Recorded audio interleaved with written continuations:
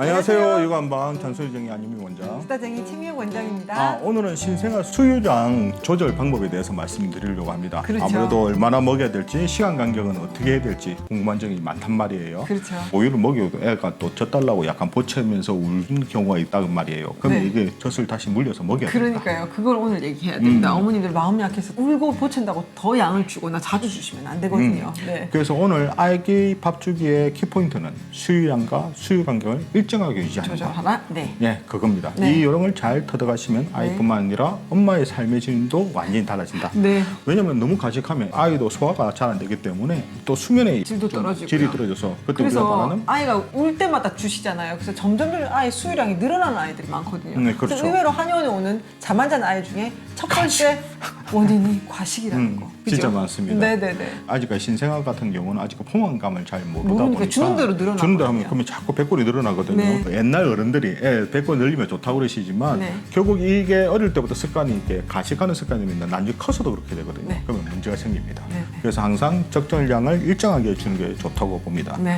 그러면 일단은 분유량을 언제 어떻게 늘려야 하나? 분유를 다 먹자마자 만족한 것처럼 한 표정이 아니고 혀를 또 날름거리고 분유를 먹고 조금 더 싶어하는 먹고 것 싶어하는 같으세요? 그런 표정을 한단 말이에요. 그럼 어떻게 해야 될까요? 그 아이의 그 분유량이 있잖아요. 그거를 2시간 반에서 3시간 정도. 저는 되게 적당한 간격을 3시간으로 보거든요. 3시간 간격으로 주시고 더 배고파한다고 그 시간 간격을 당겨서 준다거나 더 주시지 말라는 겁니다. 간격을 지키라는 거죠. 3시간 정도. 조금 애가 조금 모자라는 것에서 네, 좀 모자란 자정을 데는 난다 먹여야지. 하더라도 사실 소화가 잘 일정량 됩니다. 먹이고 만약 하게 되면 한 뭐 조금 한 10 정도? 10cc를 조금 이제 늘려주는 거는 괜찮은데 시도 때도 없이 좀 그렇죠. 혀를 날름거리고 배고파하고 보챈다고 계속 더 늘려주시거나 간격을 좁아서 1시간 뒤에 또 먹는다든지 이런 일은 있으면 안 된다는 그렇죠. 거죠. 아무래도 네. 좀 부족하게 주시는 게 좋고 네. 또 뭐 울고 그러면 트림시킨다든지 토닥토닥 그러면 애들 금방 또 그 텀만 넘으면 그 괜찮아요. 텀을 좀 잘 넘어가야 되는데 그때 물려주시면 안 된다는 거예요. 그리고 이제 수면 시간이 일단 길어지잖아요. 그러니까 네. 밥때가 지났는데 특히 이제 낮잠 잘 때 네. 길어지면 이게 깨워서 먹어야 되는지 아니면 나중에 깨면 그때 먹여야 될지 어머니 그래서 고민이 이제 많으시거든요. 아이들이 좀 잠을 잘 안 자는 애들은 엄마가 잘 때가 이때가 기회다 하고 푹 자게 놔두시거든요.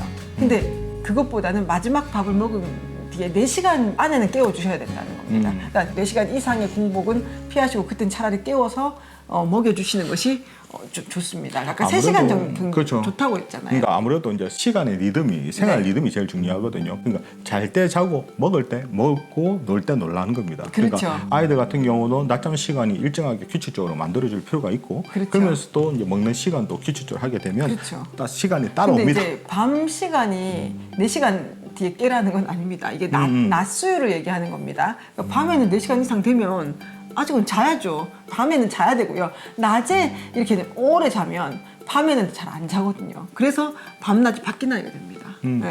그럼 이렇게 수유량을 늘리는 기준은 이게 어떻게 하면 될까요? 정해져 있는 용량은 없는데요. 잠깐 이제 아이를 살피시고요. 그리고 약간 부족한 듯 먹이시면서 아까 말씀드린 것처럼 3시간 간격 지키는 것. 그것이 가장 큰 요령입니다. 그러니까 너무 가식하지 말고 네. 적절하게 먹었으면 좋겠고 시간은 어느 정도 3시간 정도 네, 3시간 텀을 정도의 기준을 하시면서 지켜주시는 그러니까 일단 소화가 돼야 됩니다. 무조건 네. 많이 먹는다고 절대 건강한 건 절대 아니거든요. 네. 그래서 이런 부분을 조금 더 신경 써 주셔야 됩니다. 네.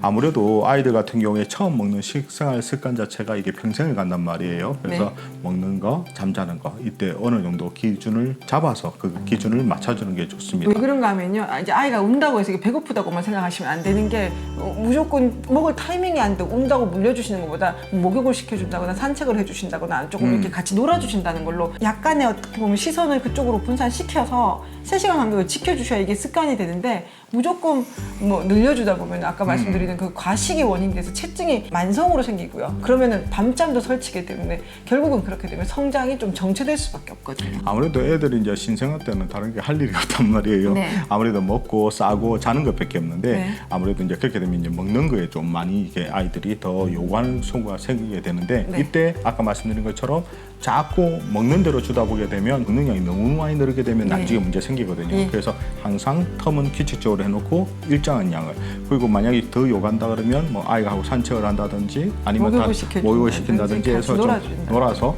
아이를 조금 그 부분을 해소시키면서 하는 것이 좋겠다고 네. 생각됩니다. 아무 좀 궁금한 점이 해결되는지 잘 모르겠네요. 한번 다음 시간 되면 조금 더 자세하게 또 말씀을 드리겠습니다. 자, 이처럼 궁금한 이과 정보는 언제든지 댓글 달아주시면 준비해 보도록 하겠습니다. 있었습니다. 우리 아이들을 위한 잔소리쟁이 알림이 원장, 수다쟁이 치미 원장이었습니다. 좋아요와 구독하기 잊지 마시고요. 다음 영상에도 만나 뵙겠습니다. 육아는 한방.